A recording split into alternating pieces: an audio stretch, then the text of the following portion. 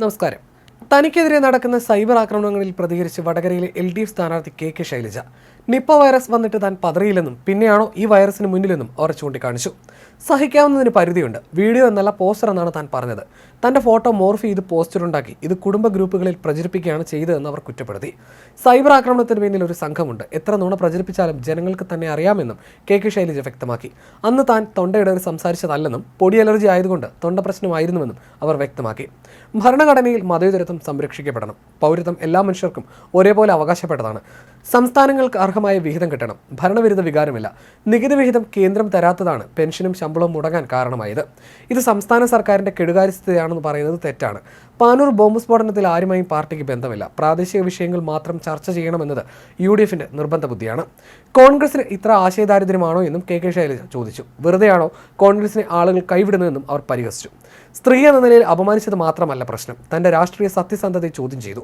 രാഷ്ട്രീയ നേതാവും പാർട്ടിയുടെ കേന്ദ്ര കമ്മിറ്റി അംഗവുമാണ് താൻ. പുരുഷന്മാരെ പോലെ അതേ പ്രാധാന്യമുള്ളയാളാണ് താനെന്നും കെ ശൈലജ പറഞ്ഞു.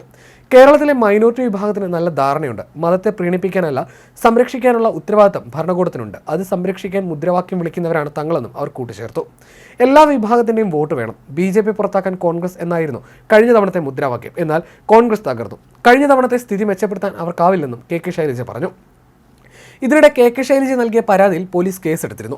കോഴിക്കോട് നടുവണ്ണൂർ സ്വദേശിയായ ഗൾഫ് മലയാളിയായ KM മിൻഹാജിനെ പ്രതിയാക്കിയായിരുന്നു മട്ടന്നൂർ പോലീസിന്റെ നടപടി. 10 ദിവസം മുമ്പായിരുന്നു അശ്ലീല പോസ്റ്റിനെതിരെ ശൈലജ പോലീസിൽ പരാതി നൽകിയത്. ശൈലജയുടെ ചിത്രം മോർഫ് ചെയ്ത് മാനം ഇകഴ്ത്തി കാണിച്ചുവെന്നാണ് FIRലെ പരാമർശം. ഇയാൾക്കെതിരെ കലാപാഹനം നടത്തിയതിനുള്ള വകുപ്പുകളും ചേർത്തിരുന്നു. നേരത്തെ ന്യൂമാഹി പോലീസ് ലീഗ് പ്രവർത്തകനെതിരെ കേസെടുത്തിരുന്നു.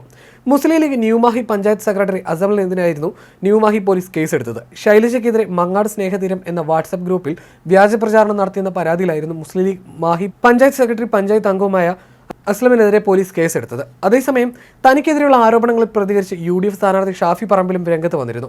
അറിയാത്തതോ ചെയ്യാത്തതോ ആയ കാര്യങ്ങൾ തന്റെ പേരിൽ ആരോപിക്കുന്നതിനെതിരെ നിയമ നടപടി സ്വീകരിക്കുമെന്നും ഷാഫി പറഞ്ഞിരുന്നു. വ്യാജ ആരോപണങ്ങളാണ് LDF ഉന്നയിക്കുന്നത്. അത് മാധ്യമങ്ങൾ വഴിയും സാമൂഹ്യ മാധ്യമങ്ങൾ വഴിയും പ്രചരിപ്പിക്കുന്നു. എന്റെ പേജിൽ നിന്ന് എതിർ സ്ഥാനാർത്ഥിക്കെതിരെ ഞാൻ പോസ്റ്റ് ഇട്ടു എന്നാണ് പറയുന്നത്. എന്റെ പേജ് ആർക്കും കയറി പരിശോധിക്കാം. ആക്ഷേപകരമായ ഒരു വാക്കെങ്കിലും ഇവർ കണ്ടെത്തി തരട്ടെ എന്നും ഷാഫി പറമ്പിൽ പറഞ്ഞു.